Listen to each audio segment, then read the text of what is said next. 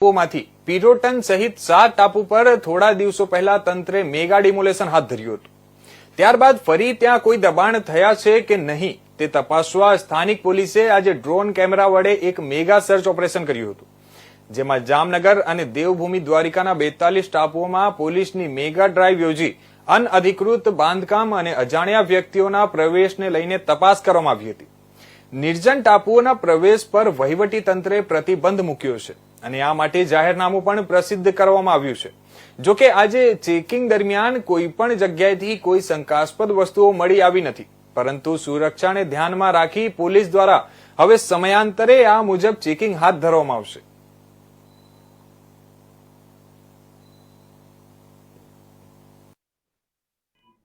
આજે જામનગર અને દેવભૂમિ દ્વારિકાના જે દરિયાકાંઠા વિસ્તારમાં 42 જેટલા ટાપુ આવે છે ને ટાપુ ઉપર છેલ્લા કેટલા ટાઈમથી તમામ પ્રકારના જે ગેરકાયદેસર દબાણો હતા એ દૂર કરવામાં આવેલા હતા।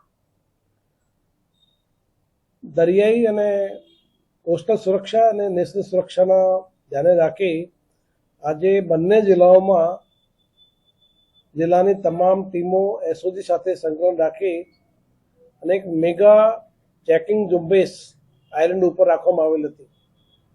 તમામ ટાપુ આજે ફરીથી પોલીસ દ્વારા કોઈપણ પ્રકારની ગેરકાયદેસર પ્રવૃત્તિ ન થાય એના માટે આજે મેગા ચેકિંગ ઝુંબેશ તમામ દરિયાકાંઠા વિસ્તારના ટાપુ ઉપર રાખવામાં આવેલ હતી।